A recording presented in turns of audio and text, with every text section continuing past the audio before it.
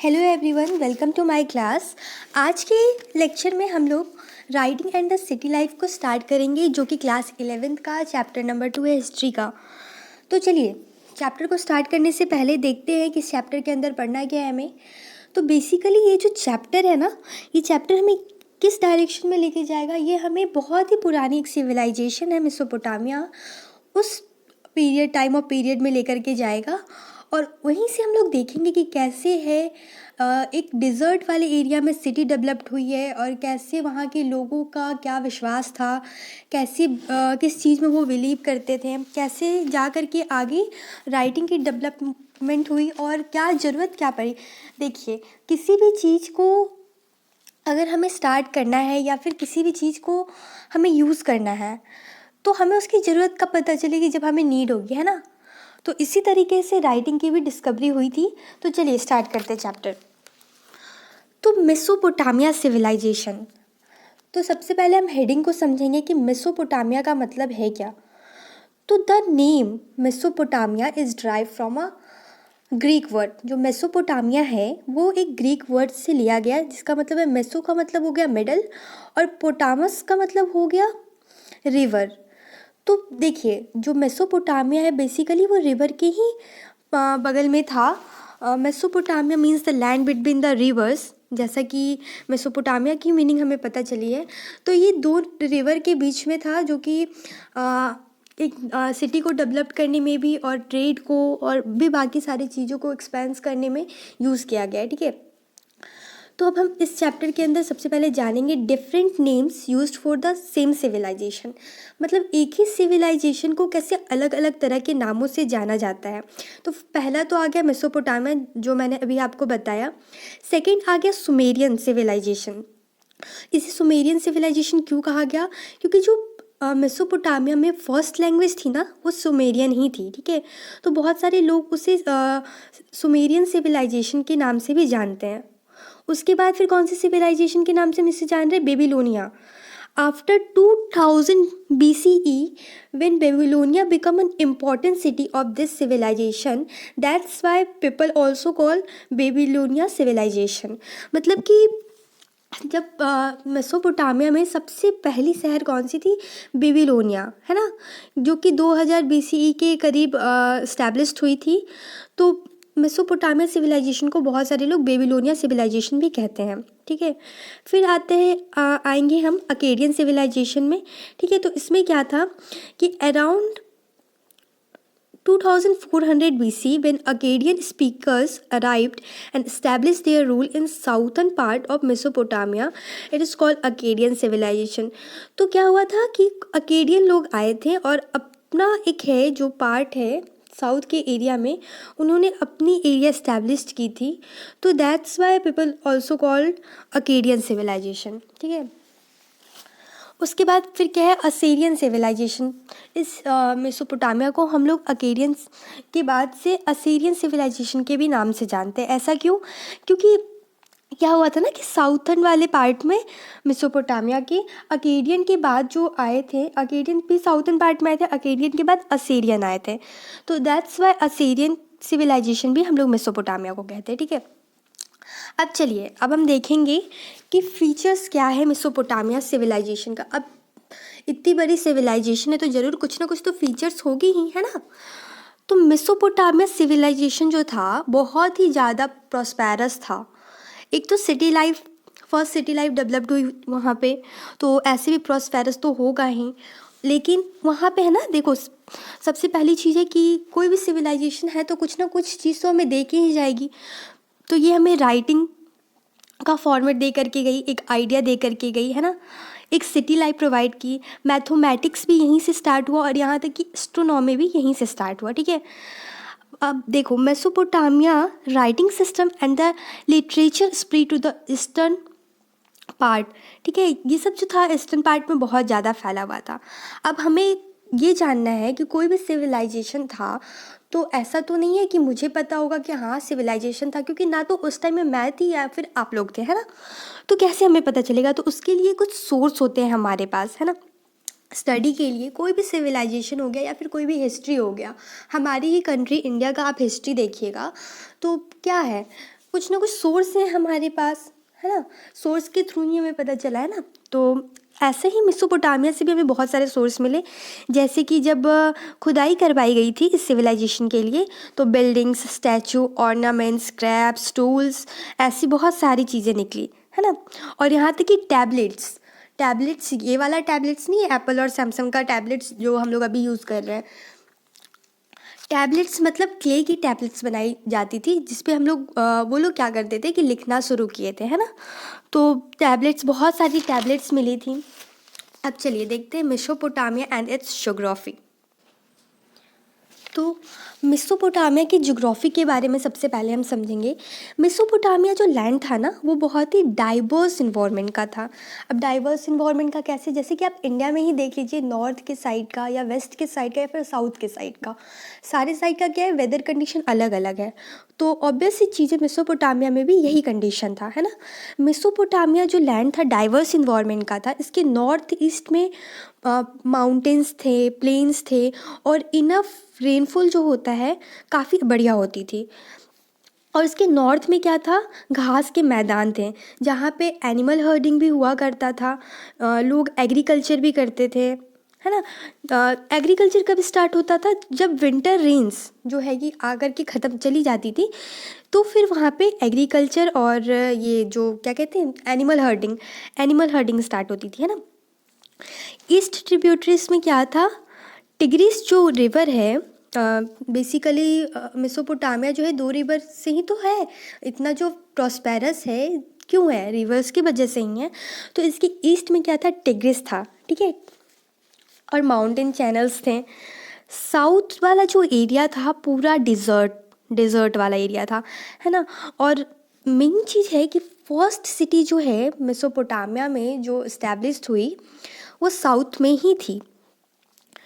अब सिंपल सा चीज़ है, किसी के भी मन में क्वेश्चन आएगा कि जब साउथ में डेजर्ट था तो ऐसे कैसे पॉसिबल हो सकता है कि साउथ वाले एरिया में इतना डिज़र्ट होने के बाद भी एक सिटी हो, है ना। तो मैं आपको बताती हूँ, 1 मिनट।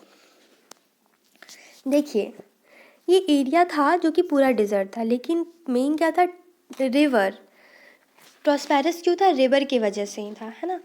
तो रिवर्स जो है ना आती थी, तो जब डेजर्ट वाले एरिया में ये आती थी रिवर, तो अपने सारे क्या है, बहुत सारा जो फर्टाइल सॉइल लेकर के आती थी, और ऐसा ना ये चैनल्स बना लिया करती थी, है ना, बहुत सारे। तो क्या होता था कि रिवर्स जो है, रिवर का जो वाटर है, उसकी जो सॉइल से डिपॉजिट हो जाती थी, जिसकी वजह से क्या है कि एग्रीकल्चर भी अच्छी हो सकती है ना।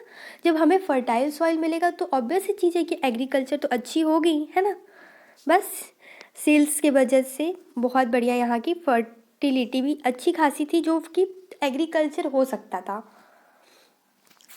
Not only agriculture, okay, Mesopotamia में सिर्फ एग्रीकल्चर ही नहीं, एनिमल हर्डिंग मैंने आपको बताया, जो कि नॉर्थ ईस्ट प्लेन में है, माउंटेन और स्लोप्स वाला एरिया है, वहाँ पे एनिमल हर्डिंग भी हुआ करती थी। तो ऑब्वियस चीज़ है कि एनिमल्स से जो प्रोडक्ट हमें मिलेगा वो भी तो प्रॉस्पेरस वे में ही मिलेगा, जब इतनी पॉपुलस वे में हो रही है एनिमल हर्डिंग और एग्रीकल्चर।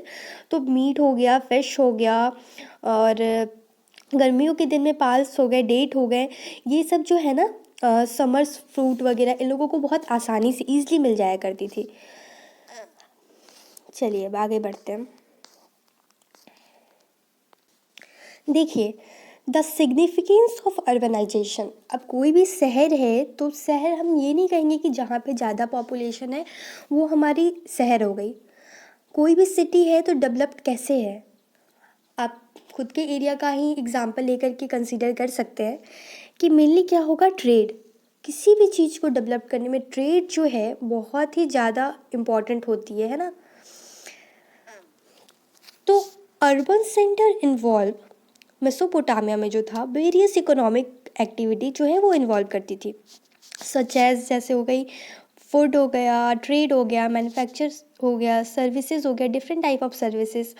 सिटी पीपल्स जो है सेल्फ सफिशिएंट थे, और बेसिकली आप देखते होंगे कि शहरों में लोग एक दूसरे के ऊपर डिपेंड रहते हैं। कैसे, फॉर एग्ज़ाम्पल आप घर बनवा रहे हैं अपना, तो ऐसा तो नहीं है ना कि आप अपना घर कंस्ट्रक्ट करवा रहे हैं तो आप खुद ही मिस्त्री का भी काम करिएगा, घर में जो भी प्लम्बर का काम भी आप ही कीजिएगा, ऐसा तो नहीं ना हो सकता है। हर चीज़ के लिए तो डिफरेंट डिफरेंट लोग चाहिए आपको, है ना। या फिर आप सब्जी खरीदने गए तो ऐसा तो नहीं है कि आप सब्जी खरीद भी रहे हैं, बेच भी रहे हैं और सब्जी लेने भी गए, नहीं ना। तो सिटी में क्या है, लोग अपने कामों के लिए दूसरे दूसरे लोगों पे भी डिपेंड रहते हैं ना। और मेसोपोटामिया में क्या था कि वो फूड के मामले में या फिर एनिमल हर्डिंग या फिर एनिमल्स प्रोडक्ट के मामले में जो था वो बहुत ही ज़्यादा अच्छा था। लेकिन मेनली जो था वहाँ पे टूल्स वगैरह बनाने के लिए जो स्टोन्स चाहिए होते थे या फिर ब्रोंज, बेसिकली वो जो एक मिनट बेसिकली वहाँ के जो लोग थे टूल्स बनाने के लिए ब्रोंज का यूज़ करते थे। टूल्स की जो नीब पे मतलब नीब जो होता है उसका ब्रोंज से ही बनाते थे। तो मेसोपोटामिया प्रॉस्पेरस था, लेकिन मेसोपोटामिया के पास क्या था कि ना तो कोई टूल्स बनाने के लिए स्टोन्स थे उसके पास, ना कोई मेटल्स थे और ना ही कोई लकड़ी जो कहते हैं वो भी नहीं था। क्योंकि बेसिकली वहाँ पे देखा जाए तो खजूर और पाम्स यही सब के पेड़ थे, तो ये सब से आप घर के फर्नीचर तो बनवा लीजिएगा, है ना। लेकिन आपको बोर्ड चाहिए या फिर और भी सारी चीज़ चाहिए तो आप उससे तो नहीं बनवा पाइएगा। तो इसके लिए क्या था कि लोग जो हैं दूसरे लोगों पे डिपेंड रहते थे, मतलब दूसरी जगहों से वो लोग अपना ट्रांसपोर्टेशन के थ्रू इंपोर्ट करते थे और एक्सपोर्ट करते थे। अब मेरे पास प्रॉस्पेरस है, हम लोग फूड के मामले में बहुत प्रॉस्पेरस है। तो क्या है कि भाई आप मेरे से थोड़ा सा जो भी आपको बनता है, जो आपके यहाँ पे नहीं है आप हमारे यहाँ से ले जाइए, और जो हमारे यहाँ पे नहीं है हम आपके यहाँ से ले जाएंगे, है ना। तो बस यही सब प्रोसेस। तो शहरों में क्या था, एक सोशल ऑर्गेनाइजेशन था। तो बेसिकली मैंने क्रक्स तो बता ही दिया कि क्यों था सोशल ऑर्गेनाइजेशन, क्योंकि लोग एक दूसरे पे डिपेंड रहते हैं, है ना। Fuel, metals, various stone, wood, etc. come from many different places for city manufacturing. Thus, organization, trade, storage, deliveries, or the grain and the other food items from the village to the city were controlled and supplied by the rulers. है ना, जो मैंने आपको पहले समझाया। चलिए देखते हैं अब क्या है, movements of good into city. तो क्या था, गुड्स जो है, गुड्स का मूवमेंट कैसे होता था, कम्युनिकेशन कैसे होता था, वो हम जानेंगे। तो मेसोपोटामिया क्या है, फूड रिसोर्स में तो प्रॉस्पेरस था, इनफ था उसके पास, इनफ से भी ज़्यादा कहेंगे।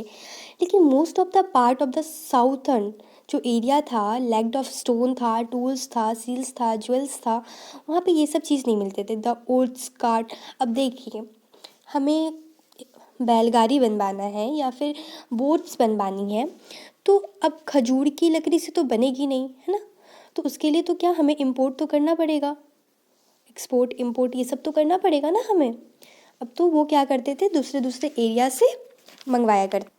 अब आप सोच रहे होंगे कि जब उनके पास एनिमल्स हैं ही तो वो क्यों ना ट्रेड एनिमल्स से ही करे, एनिमल्स के ऊपर ही सामान लेकर के आए जाए, है ना। बट ऐसा नहीं है। मेन चीज़ है क्या, आप फॉर एग्ज़ाम्पल आप खुद को ही कंसीडर कीजिए, आप एनिमल्स को रखे हुए हैं और अगर आप एक शहर से दूसरे शहर लेकर के जाते हैं तो पहली बात तो एनिमल्स बहुत जल्दी थक जाएंगे, उतनी लंबी लंबी सफ़र करनी रहेंगी और इतने सारे मतलब लोड रहेंगे उसके ऊपर, तो क्या है बीमार भी पड़ सकता है, आपको खाना भी खिलाना पड़ेगा। तो इस जर्नी में क्या होता था ना कि बहुत सारे प्रॉब्लम्स आते थे। दैट्स वाई उन्होंने सोचा कि रिवर्स है, रिवर एक सस्ता ट्रांसपोर्ट सिस्टम है, सबसे चीपेस्ट ट्रांसपोर्ट हो जाएगा कि जब वो वाटर से लेके जाएंगे ना तो उन्हें खाना खिलाना पड़ेगा, ना तो उन्हें टेंशन होगा कि हाँ बीमार पड़ जाएगा जानवर या फिर कुछ भी। तो क्या है, दैट्स वाई उन्होंने सोचा कि चलो हम लोग अपना बोट्स और कार्ट वगैरह बनाना शुरू करते हैं। और देखो रेगुलर एक्सचेंज कब पॉसिबल होगा, only when there was a social organisation. जब सोशल ऑर्गेनाइजेशन होगा तभी तो रेगुलर एक्सचेंज पॉसिबल होगा। Beside craft trade and services, efficient transport is also important for urban development, है ना। अगर डेवलपमेंट से पॉपुलेशन से ही हो जाए जब, तब तो बात ही ख़त्म है, कोई प्रॉब्लम ही नहीं होगा। लेकिन पॉपुलेशन से नहीं ना होगा, सिर्फ पॉपुलेशन हो जाना ही हर चीज़ का सॉल्यूशन नहीं है। अब ट्रेड से जब डेवलपमेंट हो रहा है तो फिर ट्रेड करने के लिए ट्रांसपोर्ट भी तो होने चाहिए ना, है ना। चलिए अब देखते हैं द डेवलपमेंट ऑफ राइटिंग। अब हम मेन जो क्रक्स है इस टॉपिक का अब हम जानेंगे। और बेसिकली हमें हमें क्या, आपको भी यही होगा कि चलिए देखते हैं क्या है, राइटिंग कैसे डेवलप्ड हुई, है ना। तो अब इसके बारे में हम जानेंगे। देखिए, ये जो टैबलेट्स बने हुए हैं, है ना, मिट्टी के दिख रहे होंगे आपको, इसी पे उन लोगों ने लिखना शुरू किया था। तो जो फर्स्ट मेसोपोटामिया में जो टैबलेट डिस्कवर्ड हुआ था, जब लोगों ने लिखना शुरू किया था, वो कब की थी? अराउंड 3200 BCE, ठीक है। और जो टैबलेट्स थी उस पर क्या था कि बहुत सारे पिक्चर्स बनाए हुए थे, लाइक 5000 पिक्चर थे, फिश के, ब्रेड लोब्स के, और भी कई सारी चीज़ों के।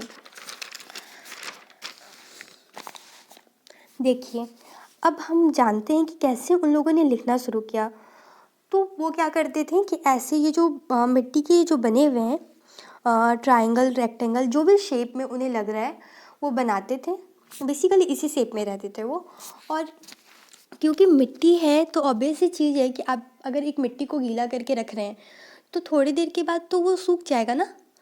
तो वो क्या करते थे कि मिट्टी को सूखने से पहले ही जितनी भी उनके पास डिटेल्स रहती थी, या फिर किसी भी चीज़ को जो भी उन्हें लिखना रहता था, वो उन्हें फटाक से सारा कंप्लीट कर दिया करते थे, ताकि, और वो जो टैबलेट्स हैं बाद में मैं आपको बताऊंगी कि कैसे वो मंदिरों में रखा जाता था।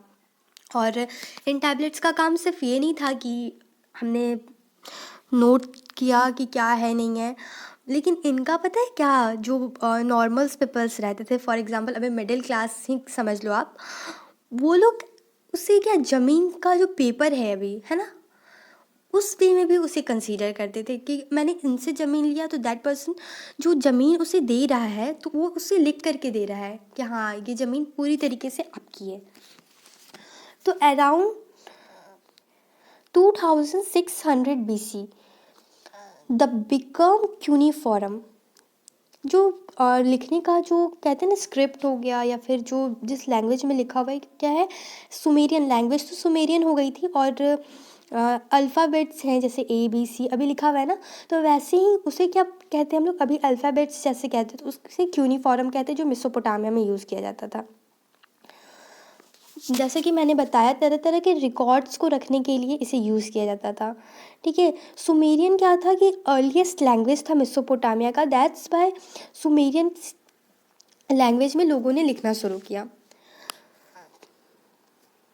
और जो राइटिंग का सिस्टम था उसे क्यूनिफॉर्म हम लोग कहेंगे। और देखिए, जैसे कि अभी हम लोग ए लिखते हैं, बी लिखते हैं ना, तो उसकी ए और बी की अलग अलग मीनिंग हो गई, लेकिन वहाँ पे क्या था कि एक सिंगल वर्ड को नहीं लिया जाता था, वहाँ पे 2-3 शब्द को मिला दिया जाता था। फॉर एग्जांपल अभी मैं बताती हूँ, ऐसे कुछ बना दिए, कुछ ऐसे साइंस बना दिए, ठीक है, ऐसे ऐसे कुछ भी बना दिए, तो ये सबको मिला करके क्या है, एक लेटर है। फॉर एग्जांपल हम मान लेते हैं, इसको सिर्फ कंसीडर कर रहे हैं, ऐसा नहीं कि रियलिटी में है ए, तो ये जो लिखा हुआ है ना उसे ए कहेंगे। बहुत डिफ़िकल्ट होता था उस टाइम में कि हज़ारों साइंस है उसे याद रखना, उसे लिखना, है ना। अब हम जानेंगे कि मेसोपोटामिया में लिटरेसी रेट क्या थी। लिटरेसी रेट मीन्स अभी हम लोग देख रहे हैं ना कि कितने मेल हैं, फीमेल हैं, कौन पढ़े लिखे नहीं है, साक्षरता दर जिसे हम हिंदी में कहेंगे। तो मेसोपोटामिया में क्या था ना कि बहुत ही कम लोग ऐसे थे जो कि बहुत पढ़े लिखे थे। इट मीन्स कि जो साइंस है, बहुत सारे साइंस होते थे, 100 से ऊपर साइंस को याद रखना बहुत ही कॉम्प्लेक्स मैथड हो जाता था। तो बहुत ही क्या है, ये जो है सबके बस का नहीं होता है ना। पढ़ाई लिखाई ही देख लिया जाए तो सबके बस का नहीं है। आप एक लेबर के पास जाएंगे और उससे आप बोलेंगे कि भाई आप जितना कमा रहे हो एक दिन में मैं आपको पैसा दे दूंगा, लेकिन आपको पढ़ना है, तो मे भी उनसे हो सकता है, लेकिन ज़्यादातर क्या चांस रहेगा कि वो नहीं कर पाएगा, है ना। तो वही चीज़ है कि बहुत सारे साइंस हैं, याद रखना एक क्या है कॉम्प्लेक्स। और उस टाइम में क्या था, राइटिंग क्या है, एक रिफ्लेक्टेड मोड था, ठीक है, कि हाँ रिफ्लेक्ट कर रहा है लोगों को। अब हमारे पास राइटिंग का सिस्टम डेवलप्ड हो गया तो बहुत ज़्यादा प्रॉफिटेबल है ना, कि हम किसी भी चीज़ को रिकॉर्डेड रख सकते हैं कि बाद में हाँ कोई भी प्रूफ के तौर पे हम दिखा सकते हैं कि हमारे पास प्रूफ है। अब प्रॉब्लम क्या होता था, एक ऐसी स्टोरी दी गई है कि बुक में एक किंग थे जो कि अपने मैसेंजर को दूसरे किंग के पास भेजे थे, क्योंकि उन्हें ट्रेड करना था प्रीशियस स्टोन का। बट प्रॉब्लम क्या हो रहा था ना कि बहुत ही ज़्यादा डिस्टेंस पे था, हज़ारों माउंटेन्स को क्रॉस करना पड़ता था, हिली एरियाज़। और जब वो जो मैसेंजर था जब वो ऊपर जाता था ना, तो सिटी क्या एकदम छोटी छोटी दिखाई देती थी उन्हें। तो वो क्या कहते थे, ये तो एकदम माइस की तरह दिखाई दे रही है। तो प्रॉब्लम क्या हो रही थी, अब उसे स्टोन तो चाहिए था, बट क्यों चाहिए था मैं बताती हूँ। टेम्पल्स को डेवलप, टेम्पल्स पहले के ज़माने में क्या था, मेसोपोटामिया के टाइम में, कि टेम्पल से ही पता चलता था कि कौन सा किंग कितना प्रॉस्पेरस है ना। तो टेम्पल्स के लिए ही प्रीशियस स्टोन मंगवाने के लिए वो भेजा। तो फर्स्ट टाइम में क्या हुआ कि जिनके पास भेजा गया उन्होंने मना कर दिया। सेकेंड टाइम में क्या हुआ, राजा ने पूरा गुस्से वाला एक नोटिफिकेशन कह सकते हैं हम, एक लेटर के फॉर्म में उससे बोला कि हाँ आप जाओ कह दो कि अगर वो देने को तैयार है तो ठीक है, और अगर नहीं है तो मैं ज़बरदस्ती ले लूँगा। पहले के ज़माने में तो था ना कि हाँ एक एरिया है, अगर हम उस पर कम्प्लीटली अगर उससे कोई हेल्प मांग रहे हैं वो नहीं दे रहा तो हम उस पर हमला कर देंगे, सिंपल सा मेथड था। तो क्या हुआ कि बार बार आना जाना और उतना लॉन्ग डिस्टेंस ट्रैवल करने में क्या होता था, मैसेंजर है ना भूल जाता था। जो भी बातें रहती थी अब किससे क्या बोलना वो खुद में ही कंफ्यूज हो जाता था। तो राजा ने क्या किया कि क्ले का टैबलेट बना करके उस मैसेंजर को दिया, और तभी जब वो सेकंड किंग के पास गया जिनसे उसे चाहिए था प्रेशियस स्टोन, तो जैसे ही उन्होंने लेटर को पढ़ा उन्होंने तुरंत ही हाँ बोल दिया कि हाँ ठीक है। तो ये क्या था कि एक मैसेंजर के लिए बहुत ज़्यादा हेल्पफुल था कि हम मैसेज एक किंग दूसरे किंग के पास मैसेज पहुँचा सकते हैं ईज़िली। तो इसमें मैं आपको वो जो मेटल है उसका नाम बताना चाहूँगी, क्योंकि ये है ना 1 मार्क क्वेश्चन में आपको हेल्प करेगा। लेपिस लजूली, ठीक है, ये जो सेमी प्रीशियस स्टोन इसे कहेंगे, ना कि ये ज़्यादा महंगा था ना कि बहुत ज़्यादा सस्ता, मीडियम रेंज में था, ठीक है, जिससे किंग ने लाने को भेजा था। So thank you so much guys, आज के लिए बस हम इतना ही रखेंगे। नेक्स्ट लेक्चर में हम यूज़ ऑफ राइटिंग और इसके आगे की जो लेक्चर्स है अर्बनाइजेशन वगैरह ये सब हम देखेंगे। अगर आपको वीडियो पसंद आया हो तो प्लीज़ लाइक करें और हमारे चैनल को सब्सक्राइब करें। Thank you so much.